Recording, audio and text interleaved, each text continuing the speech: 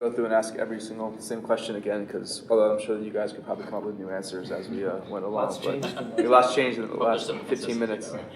But maybe introduce yourself, not only for the table, but for our camera. So we have you, and maybe just a snapshot of development, what you're doing at La Quinta. I'm Raj Trivedi. I'm La Quinta's Chief Development Officer. I've been with La Quinta for 13 years. I started La Quinta's franchise program. And knock on the wood, things have been pretty good over the last 12 to 13 years. So my responsibility is company real estate and company development. So all kind of growth and managing company stores. That's it. Well, welcome. Jumping back in, I had a question about brands.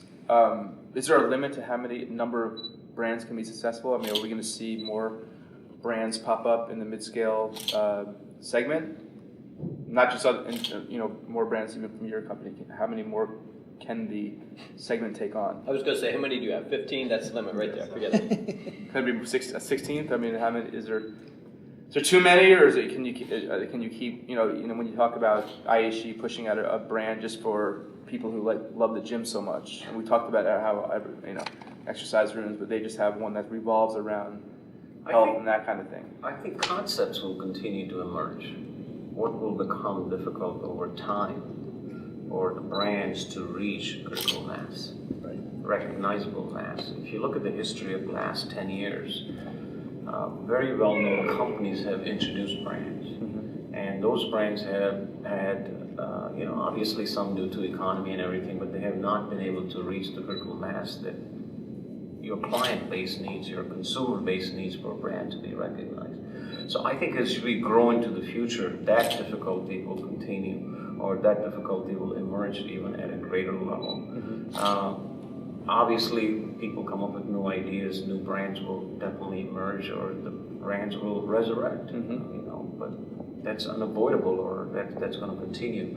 But I think all in all, you will see, the brands that are solid, have solid foundation, will continue to have growth pattern, and brands that emerge will take a longer time than it did 10, 15 years ago to reach a critical mass. The critical mass issue, I agree with totally. If we look at how many brands have been introduced in the last 5 or 6 years, not great times, from the major lodging companies, they have name recognition. The internet makes things possible that weren't possible in the past. Mm-hmm. So it may be that some of the poor performing brands have to go away. But there are 280 brands. Would we say there are too many? We probably would, but I'm not sure consumers would say there are too many brands. Some have to go away.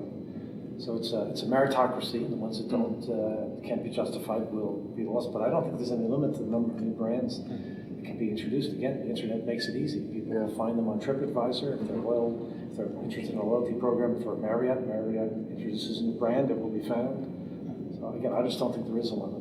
I think on a regional basis, you'll continue to see a brand or two pop up, and then you might get 10, 15, 20. But I agree with you, Raj, just to get national and to be really relevant and have critical mass is going to be, it's continued to be difficult.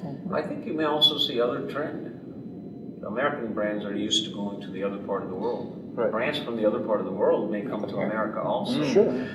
As the recognition and the Asia emerges or Europe changes or whatnot, so you will see some of the other brands that are relatively established in the other parts of the world. We acquired the Trip brand. Exactly. So it was as the company is evolving as a global leader out there. There is that opportunity to look at those properties and those brands that are out there that make sense here in the U.S. And I think we touched on the consumer side with the trends, right? Brands are going to evolve to try and tackle evolving consumers, whether it's health conscious or et cetera. Then you have geographic or geography-based international brands coming. The other side is, from the brand standpoint, there's gaps in our portfolios. Mm-hmm. So if we look at our portfolio and say, hey, where are we weak? The choice per se is that full-service segment. So do we create a new full-service brand? Do we go acquire full-service brands? So it's another way of looking at, from a brand standpoint, creating brands that kind of well-round their portfolios. Mm-hmm. So with those three factors, I think it's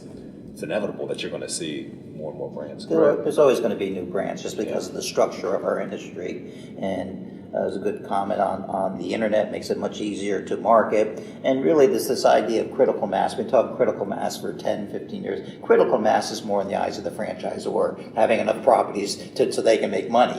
If you have the walled off store, you have critical mass with one property. I mean, if you have the Dewdrop Inn in Kentucky and it's making a ton of money, you got critical mass with that. So critical mass is more in the eyes of the brand, not the individual owner of the hotel. The owner is concerned on ROI, and in the long run, ROI is always going to dictate what happens. And I think you're always going to have new brands, just because you have so many individual owners, and you're dealing with land. There's so many different landowners that say, "Hey, wouldn't that be a nice place for a hotel?" And that's how it starts. Yeah, but when you look at critical mass in the mid-market, and it's always been in my mind, it's always around the 200 number. What is it? I mean, how many W's are there? I should know. Right? and it's not and it's not 200, but it's because it's Starwood, and because of the locations, it's a brand that's recognized. I mean, it's in Manhattan. How many in Manhattan? And then because it's Starwood, you don't find a ton of W's in, Wichita, Kansas. It just doesn't happen. You just don't. But when you look at a mid-market brand, then you're going to want, in my mind, 200 of those spread out throughout the United States, both in secondary, primary, and possibly tertiary markets to achieve that.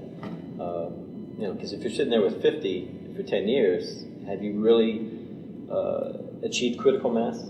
I don't think so. I think I would address Doug's point here that yes, a single hotel could become successful in the market, but we're a cyclical industry.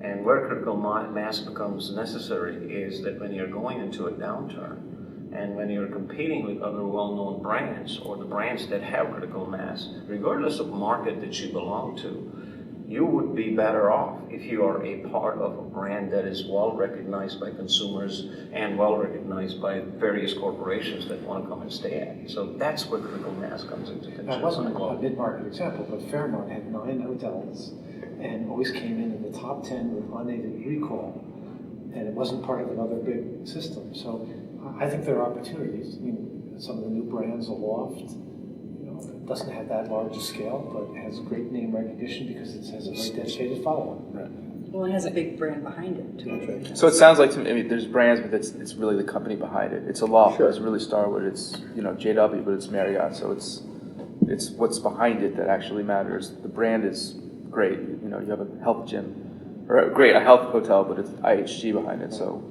but if Ian Traeger decided he wanted to do something in Midscale, a couple of years ago, David Rockwell decided he wanted to launch a Midscale brand. He decided not to do it because he saw the economics of a franchise model, which he just didn't. It was different than he expected. Right. But if David Rockwell introduced a brand with no big hotel company behind it, my guess is the visibility that would be generated, he could have. That's the architect, David Rockwell. Yes, yeah.